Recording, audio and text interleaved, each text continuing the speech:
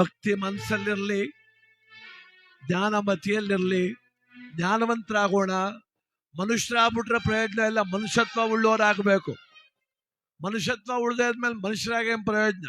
ಶಾಸ್ತ್ರಗಳು ಹೇಳ್ತಿರ್ಲಿಲ್ವಾ, ನಾವು ಮನುಷ್ಯರಾಗ್ಬಿಟ್ರೆ ಆಗ್ಲಿಲ್ಲ, ಪ್ರಾಣಿಗಿಂತ ಮಿಗಿಲಾಗಿ ದಯಾಗುಣ ಇದ್ರೆ ಮಾತ್ರ. ಇಲ್ದ್ರೆ ಪ್ರಾಣಿನೇ ಮೇಲೂ ನಿನಗಿಂತ ದನ ಮೇಲೂ ಕಣೋ ಅಂತಾರೆ.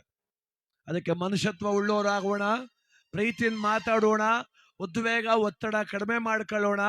ಜಗತ್ತೆಲ್ಲ ಕೆಟ್ಟೋಯ್ತು, ಸರೋಯ್ತಾ ಇಲ್ಲ ಅನ್ನೋ ಬದಲು ನಮ್ಮ ಮೊದಲು ಸರಿ ಮಾಡ್ಕವ. ನಮ್ಮನ್ನೇ ಸರಿ ಮಾಡ್ಕೊಳ್ಳಿಲ್ಲ, ಜಗತ್ ಬಗ್ಗೆ ಮಾತಾಡೋಕೆ ಯೋಗ್ಯತೆ ಇರ್ತದ ನಮಗೆ? ಬೈಕ್ ಹಿಡ್ಕ ಮಾತಾಡ್ತೀವಿ, ಏನ್ರಿ ಉಮೇಶ್ವರ್ ಹಿಂಗೆಲ್ಲ ಮಾತಾಡ್ಬಿಟ್ರಿ, ನೀವು ಕರೆಕ್ಟಾಗಿ ಇದ್ದೀರಾ ಅಂದ್ರೆ ನಾನು ಎದೆ ತಟ್ಟು ಹೇಳ್ತೀನಿ, ಹೌದಪ್ಪ ನಾ ಕರೆಕ್ಟಾಗಿ ನಾನು ಯಾರಿಗೂ ತೊಂದರೆ ಮಾಡಿಲ್ಲ, ಒಬ್ರು ನೋಯಿಸಿಲ್ಲ, ಒಬ್ರಿಗೆ ಅನ್ಯಾಯ ಮಾಡಿಲ್ಲ. ಅಷ್ಟು ಡೌಟ್ ಇದ್ರೆ ನಾನೇನು ಊರು ಬಿಟ್ಟು ಬಂದು ಸಿಟಿ ಸೇರ್ಕೊಂಡಿಲ್ಲ. ಶಿವಾರ ಅಂತ ಒಂದು ಗ್ರಾಮ ಅದೇ, ಅಲ್ಲೋಗಿ ಬೀದಿಲಿ ಕೇಳಕಪ್ಪ ಹೇಳ್ತಾರೆ. ನಂದೊಂದು ಕುಟುಂಬ ಅದೇ, 14 ಜನ ಒಟ್ಟಿಗೆ ವಾಸ ಮಾಡ್ತೀವಿ. ನನ್ನ ತಾಯಿನೋ, ನನ್ನ ತಂದೆನೋ, ನನ್ನ ತಮ್ಮನೋ, ನನ್ನ ತಂಗಿನೋ, ನನ್ನ ಮಡದಿನೋ ಕೇಳಪ್ಪ ಹೇಳ್ತಾರೆ. ಸುಮ್ಮನೆ ಹೇಳಕ್ಕಾಗಲ್ಲ ಅವೆಲ್ಲನೋ ಅಂತ. ಯಾಕೆ ಅಂದ್ರೆ ನಡೆ ನುಡಿಗಳು ಒಂದಾದವರ ಅಡಿಗಳಿಗೆ ಎರಗಬೇಕು ಅಂತ. ಅಲ್ಲೆಲ್ಲೋ ಕೂತ್ಕೊಂಡು ಮೂಲೆ ಕೂತ್ಕೊಂಡು ಕೆಲವ್ರಿಗೆ ಒಣಗ್ತಾರೆ, ಇವನೇನು ಕರೆಕ್ಟಾಗಿದ್ದಾನ ಅಂತ. ಹಂಗಂತವನ್ನೇನಿಟ್ಟಿಗೆ ಅರ್ಥ ಮಾಡ್ಕೊಳ್ಳಿ, ಉಟ್ಕೊಳ್ಳಿ ನನ್ನ ಮಗ ಅವನು ಅಂತ. ಸಂಕಟ ಯಾಕಾಯ್ತದ ಗೊತ್ತಾ? ಅಪ್ಪ ಅವ್ನಿಗೆ ಇಟ್ಟಿಕ್ತೆ ಆದ್ಮೇಲೆ ಯಾಕ್ರೋ ನಿಮಗೆ ಈ ಬಾಳು ಅಂತೀವಲ್ಲ, ಅವ್ರಿಗೆ ಚುಚ್ಚಂಗ ಆಯ್ತದೆ. ನಾವೇನ್ ಮಾಡಮ್ಮ, ಅವನೊಂದ್ಕತಾನೆ ಅಂತ ಬಿಟ್ಬಿಡುಕಾಯ್ತದ. ಮಾತಾಡೇ ಆಡ್ತೀವಿ ನಾವು, ನಿಜ ತಾನೇ ಅದು.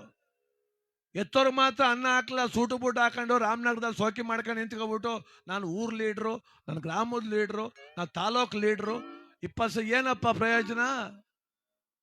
ಇಲ್ಲಿ ಸಲ್ಲುವವನು ಅಲ್ಲಿಯೂ ಸಲ್ಲಬಲ್ಲ, ಇಲ್ಲಿ ಸಲ್ಲದವನು ಅಲ್ಲಿಯೂ ಸಲ್ಲಲಾರ. ಇದು ಕೈಲಾಸಕ್ಕೆ ಕೇಳದ ಮಾತು. ಮನ್ಸ ಮಟಕಿದ್ರೆ ಭೂಲೋಕದಲ್ಲಿ ಕೈಲಾಸಕ್ಕೆ ಸಲ್ಲನಂತೆ. ಇಲ್ಲೇ ಸರಿ ಇಲ್ದೇ ಇದ್ಮೇಲೆ ಅಲ್ಲೆಲ್ಲಿ ಸಲ್ತಾನೆ? ಆ ಮಾತು ಹಂಗಿರ್ಲಿ. ತೆಂಗಿನಕಾಯಲ್ಲಿ ಗೌರವ ಸಿಕ್ಕಿದ ಮೇಲೆ ರಾಮನಗರದಲ್ಲಿ ಹೂನಾರ ಹಾಕಿದ್ರೆ ಬೆಲೆ ಬರ್ತದೆ. ಊರು ತುಂಬ ಉಗಿಸ್ಕೊತಾ ಕೂತಿದ್ದಿ, ಅಲ್ಲಿ ಮಾತ್ರ ಹೂನಾರ ಹಾಸ್ಕೊಂಡ್ಬಂದ್ರೆ ಏನ್ ಮಾಡಮ್ಮ ನಿನ್ನ ನಾವು? ಇಲ್ಲಿ ನೆರೆಹೊರೆಗೆ ಹಿಂಸೆ ಕೊಡೋದು, ಅರ್ಧ ಅಡಿಗೆ ಒಂದು ಅಡಿಗೆಲ್ಲ ಕೇಸ್ ಹಾಕೋದು, ಅಲ್ಲಿ ನಾನು ಅಧ್ಯಕ್ಷ. ಯಾತ್ಕಪ್ಪ ನೀನು ಅಧ್ಯಕ್ಷತನ? ನೆರೆಹೊರೆಯವ್ರ ಕಣ್ಣೀರು ಹಾಕ್ಸ್ಬಿಟ್ಟು ಅಪ್ಪ ಅವ್ನ ಗೋಳು ಇಕ್ಕಬಿಟ್ಟು ಬಂಧು ಬಳಗಕ್ಕೆಲ್ಲ ಶತ್ರುವಾಗಿ ಏನ್ರಿ ಕೋರ್ಟ್ ಇದೆ ಅಪ್ಪ, ಸ್ಟೇಷನ್ ಅದೇ. ಯಾವಾಗ ಮೀರಿದ ಕಾಲಕ್ಕೆ ಅವೆಲ್ಲ ಸ್ಟೇಷನ್ ಇರೋದು ಪುಸ್ಕು ನೋಡೋಗಲ್ಲ. ಈ ಪೊಲೀಸ್ ಸ್ಟೇಷನ್ಗೆ ಹೋದ್ರೆ ನೀವು ಆರಕ್ಷಕ ಸಿಬ್ಬಂದಿ ಸ್ವಲ್ಪ ರಫ್ ಆಗಿ ಮಾತಾಡ್ತಾರೆ. ಅವ್ರು ಮಾತಾಡೋದು ಕೇಳ್ಬಿಟ್ರೆ ಸ್ಟೇಷನ್ಗೆ ಬರಬಾರ್ದು ಅನ್ನಿಸ್ತದೆ. ಕೆಲವ್ರು ಅನ್ಕೋತಾರೆ ಯಾಕಿಂಗ್ ಮಾತಾಡ್ರಿ ಇವರು ಅಂತ. ಮತ್ ಬರ್ದೆ ಒಲಿ ಇಂತಲೇ ಹಂಗೆ ಮಾತಾಡೋದು ಅವರು. ಇನ್ನು ಓದೇಡ್ಗೆ ನಿನ್ನ ಬಾಬಾ ಮೈದಾ ಚೆನ್ನಾಗಿದೆ ಮಗ ಚಿನ್ನು, ಏನ್ ಕಂಪ್ಲೇಂಟು ಅಂತ ಕೇಳ್ಬಿಟ್ರೆ ಬಿಟ್ಟಿರಪ್ಪ ನೀವು ದಿನಕ್ಕೆ 10 ಕಂಪ್ಲೇಂಟ್ ತಗೋಯ್ತಿರ್ಬೇಕಾ? ತಗೊಳ್ಳಿ ಬರ್ಕಳಿ ಕಂಪ್ಲೇಂಟ ಅಂತ. ಯಾಕೆ ಸ್ವಲ್ಪ ಕಟುವಾಗಿ ಮಾತಾಡ್ತಾರೆ ಅಂದ್ರೆ ಈ ಸ್ಥಳ ಯಾವಾಗ್ಲೂ ಬರುವುದಲ್ಲ ಇದು. ಅದು ಮೀರಿದ ಕಾಲಕ್ಕೆ, ದೌರ್ಜನ್ಯ ಆದ ಕಾಲಕ್ಕೆ, ಸಣ್ಣ ಪುಟ್ಟ ಸಮಸ್ಯೆಗಳಿಗೆ ನಿಮ್ಮಲ್ಲೇ ಪರಿಹಾರ ಇದೆ, ಕಂಡುಗಳೇನೋ ಪ್ರಯತ್ನ. ಅದಕ್ಕೆ ಕಾನೂನು ಅರಿವು ಅಂತ ಮೂಡಿಸ್ತಾರೆ ನ್ಯಾಯಾಲಯದವರು. NSS ಕ್ಯಾಂಪ್ಗಳಲ್ಲಿ, ಗ್ರಾಮಗಳಲ್ಲಿ ಕಾನೂನು ಅರಿವು ಅಂತ ಮೂಡಿಸ್ತಾರೆ. ಶಾಂತಿ ಸಭೆ ಅಂತ ಮಾಡ್ತಾರೆ. ಜನಾಂಗೀಯ ಜಾತಿ ಘರ್ಷಣೆ ಆದಾಗ ಗ್ರಾಮಕ್ಕೆ ತಹಸೀಲ್ದಾರ್ ಸಾಹೇಬರು ಬಂದು ಶಾಂತಿ ಸಭೆ ಮಾಡ್ತಾರೆ. ಯಾಕೆ ಗೊತ್ತಾ?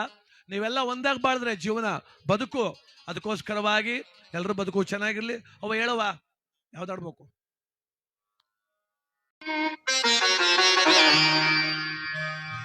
ಎತ್ತವರ ದೂರವಿಡದಿರು,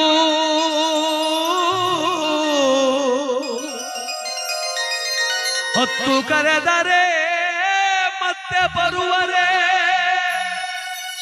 ಸತ್ತ ಮೇಲೆ ತಮ್ಮ ಬದುಕಿರುವಾಗ ಎತ್ತವರ ಭಾವನೆಗಳ ಗೌರವಿಸೋ, ಕಡೆವರೆಗೂ ಕೈ ಹಿಡಿವ ನಿನ್ನ ನಂಬಿದ ಮಹದೇಶ್ವರ.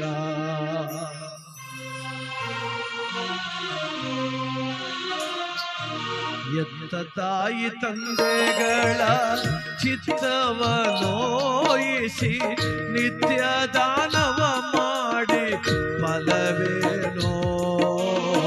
ಸತ್ಯ ಸದಾಚಾರ ಇಲ್ಲದವರು ಜಪ 10,000 ಮಾಡಿ ಫಲವೇನೋ?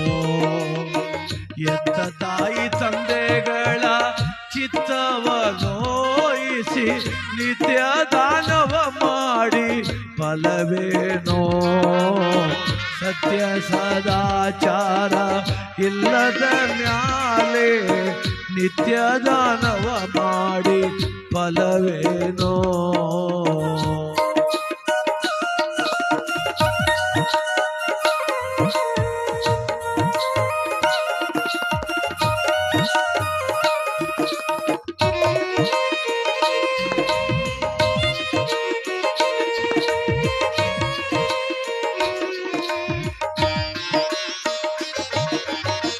ತನ್ನ ಸತಿಸುತರು ಬಂಧುಗಳ ನೋಯಿಸಿ ತನ್ನ ಸತಿಸುತರು ಬಂಧುಗಳ ನೋಯಿಸಿ ಚಿನ್ನದಾನವ ಮಾಡಿ ಫಲವೇನೋ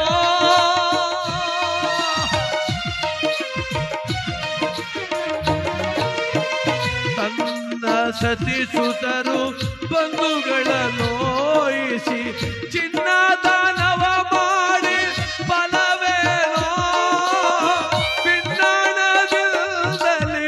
ದೇಶ ದೇಶವ ತಿರುಗಿ ಪಿನ್ನಾಣದಿಂದಲೇ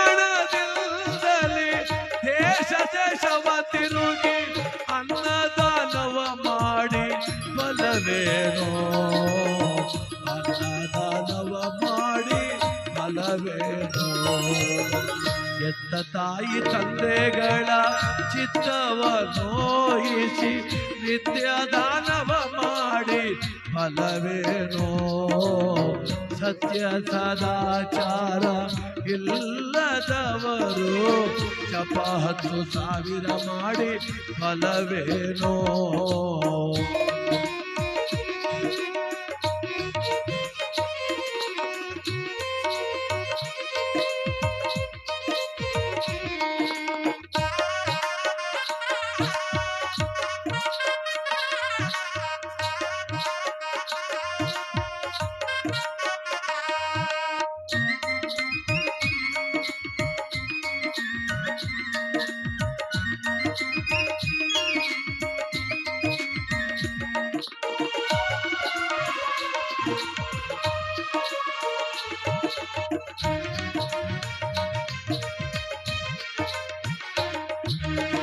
ದಾನಕ್ಕೆ ಪಾನಕ್ಕೆ ಆಗುವ ತಿಳಿ ನೀರು ಸ್ನಾನಕ್ಕೆ ಪಾನಕ್ಕೆ ಆಗುವ ತಿಳಿ ನೀರು ಕಾನನದೊಳಗಿದ್ದು ಫಲವೇನೋ